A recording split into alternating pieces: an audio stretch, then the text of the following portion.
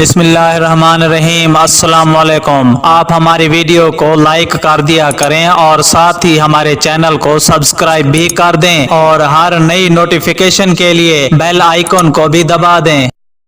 اقوام متحدہ میں پاکستان کی مستقل مندوب ملیحہ لودھی نے کہا ہے کہ سلامتی کونسل کی قراردادوں پر عمل درآمد نہ ہونے کی قیمت کشمیریوں کی نسلیں اپنے خون سے ادا کر رہی ہیں۔ سلامتی کونسل کو انسانی حقوق کی سنگین خلاف ورزیوں بشمول جبری گرفتاریاں اور مظاہرین پر گنز کے استعمال کو بھی رکوانا ہوگا۔ اقوام متحدہ کشمیر میں کرفیو ختم کرانے میں کردار ادا کرے۔ انہوں نے کہا کہ بھارت کی جانب سے سلامتی قراردادوں کو نظر انداز کرنا ادارے کی ساکھ پر سوالیہ نشان ہے۔ ڈاکٹر ملیحہ لودھی نے جنرل اسمبلی میں سلامتی کونسل کی کارکردگی پر مباحثے سے خطاب میں کہا کہ اقوام متحدہ قراردادوں پر عمل درآمد کی قیمت کشمیریوں نے اپنے خون سے ادا کی۔ انہوں نے کہا کہ حالیہ بھارتی غیر قانونی اقدام سے کشمیر میں جبر میں اضافہ ہوا ہے۔ واضح رہے کہ چند روز قبل اقوام متحدہ میں پاکستانی مندوب ملیحہ لودھی نے اقوام متحدہ کے سیکریٹری جنرل سے ملاقات کی تھی، جس میں مقبوضہ کشمیر پر گفتگو کی گئی۔ ملاقات میں مقبوضہ وادی میں بدتر صورتحال سے نمٹنے کے لیے اقدامات کرنے کی ضرورت پر زور دیا گیا۔ ملیحہ لودھی کا کہنا تھا کہ مقبوضہ کشمیر میں بھارت کے اقدامات نے سنگین انسانی بحران کو جنم دیا ہے اور وہاں کی صورتحال مسلسل بگڑتی جا رہی ہے۔ کرفیو کے باعث مقبوضہ وادی میں معمولات زندگی مفلوج ہے۔ مقبوضہ کشمیر میں کرفیو اور لاک ڈاؤن جاری ہے۔ ملیحہ لودھی نے سیکریٹری جنرل کو باور کرایا تھا کہ گزشتہ ماہ مقبوضہ کشمیر میں بھارت کی جانب سے غیر قانونی اقدام سے پیدا ہونے والا سنگین سیاسی اور انسانیت سوز بحران بین الاقوامی امن و سلامتی کے لیے خطرہ ہے۔ بھارت کی جانب سے کشمیر میں جاری مظالم پر پاکستان خاموش نہیں رہے گا، کیونکہ بھارتی اقدامات عالمی اقدامات کی خلاف ورزی ہے۔ گزشتہ روز سلامتی کونسل میں افغانستان پر مباحثے سے خطاب کرتے ہوئے پاکستانی مندوب نے کہا تھا کہ مذاکراتی عمل کو لگے حالیہ دھچکے سے امن کی کوششوں میں کمی نہیں آنی چاہیے۔